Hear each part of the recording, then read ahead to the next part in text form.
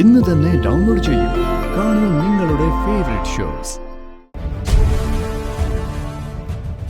ചന്ദ്രു, എനിക്ക് നീ ഉണ്ടാക്കിയ ഉണ്ണിയപ്പം കഴിക്കാൻ വല്ലാത്ത കൊതി തോന്നുന്നു. ഉണ്ണിയപ്പം ഉണ്ടാക്കി തരുമോ നീ?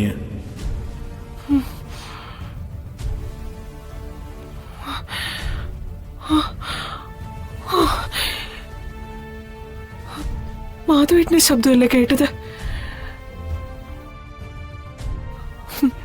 ഉണ്ണിയപ്പത്തിന് വേണ്ടി മക്കളോട് പോലും കടിപിടി കൂടുന്ന ആളാ പാവം മാധവേട്ടൻ. ഇന്ന് രാത്രി തന്നെ ഉണ്ണിയപ്പം കഴിക്കണം എന്നല്ലേ പറഞ്ഞത്? ഇവിടെ എങ്ങും മാധവേട്ടൻ വന്നിട്ടില്ല. പക്ഷേ മനസ്സും ശബ്ദവും പറന്നിങ്ങെത്തി. കൊതിയൻ. മാധവേട്ട, ഭർത്താവിന്റെ ആഗ്രഹം സാധിച്ചു തരേണ്ടത് ഭാര്യാധർമ്മമാണല്ലോ. ഞാൻ മാധവേട്ടന് ഉണ്ണിയപ്പം ഉണ്ടാക്കി തരാം, പോരെ?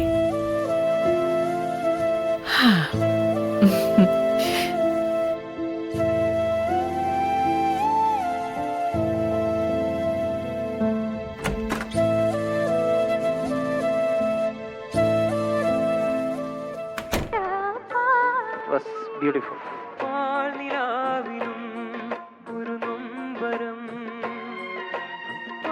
ശരിക്കും ആ ഒരു പെയിൻ അത് തേജസിന്റെ പാട്ടിൽ കിട്ടുന്നുണ്ടായിരുന്നു. കൊറേ നേരമായാലോ ഫോണില്. ഇനി കിടക്കാൻ കരുതേ. ഈ പ്രോഗ്രാം ഒന്ന് തീർന്നോട്ടെ. എനിക്ക് ഒരു പ്രധാനപ്പെട്ട കാര്യം പറയാനുണ്ട്. നമ്മുടെ ഭാവിക്ക് ഗുണം ചെയ്യുന്ന കാര്യമാ. ഭാവിക്ക് ഗുണം ചെയ്യുന്ന കാര്യോ?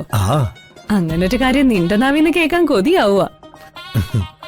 ഇനി അത് കേട്ടിട്ട് തന്നെ ബാക്കി കാര്യം പറയ്. എന്റെ കോളേജ് മേറ്റ് രൂപേഷ് ഇന്നെന്നെ വിളിച്ചിട്ടുണ്ടായിരുന്നു. അവൻ സ്വന്തമായിട്ടൊരു ബിസിനസ് തുടങ്ങാൻ പോവാത്രേ. എക്കണോമിക്സിൽ റാങ്കോടെ പാസ്സായവനാ. ബിസിനസ് രംഗത്തേക്കുള്ള അവന്റെ ടാലന്റ് ഞങ്ങളൊക്കെ അന്നേ മനസ്സിലാക്കിയതാ. അവൻ എന്ത് ബിസിനസ് തുടങ്ങിയാലും അത് സക്സസ് ആയിരിക്കും. അങ്ങനെയാ ചുണയുള്ള ആമ്പിള്ളാര്. അല്ലാതെ നിന്നെ പോലെ സ്റ്റാർട്ടപ്പ് ബിസിനസ് എന്ന് പറഞ്ഞ് കിട്ടിയ പണം മുഴുവൻ തൊലച്ച് തെണ്ടി തിരിഞ്ഞ് നടക്കുന്നവരല്ല.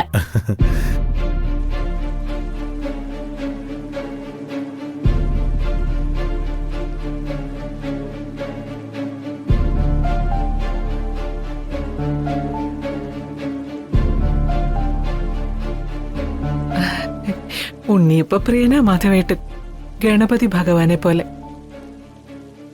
ചന്ദ്രികയുടെ കൈകൊണ്ടുണ്ടാക്കിയ ഉണ്ണിയപ്പം അത് കഴിക്കണമെന്ന് മാധവേട്ടൻ വല്ലാതെ കൊതിക്കുന്നുണ്ടാവും. ഭാര്യയ്ക്ക് വിവാഹ വാർഷിക സമ്മാനം എത്തിക്കാൻ രാത്രി വന്നയാളാ മാധവേട്ടൻ. അതിന്റെ പ്രത്യുപകാരമായി ഇന്ന് രാത്രി തന്നെ ഉണ്ണിയപ്പം മാധവേട്ടന്റെ കയ്യിലെത്തിക്കണം. ഫ്രണ്ടിന്റെ കാര്യം കേക്കട്ടെ.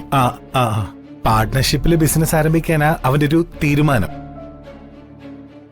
അവനൊരു പാർട്ട്ണർ വേണമെന്ന് എന്നോട് താല്പര്യമുണ്ടോന്ന് ചോദിച്ചു. എന്നിട്ട് നീ എന്താ പറഞ്ഞേ?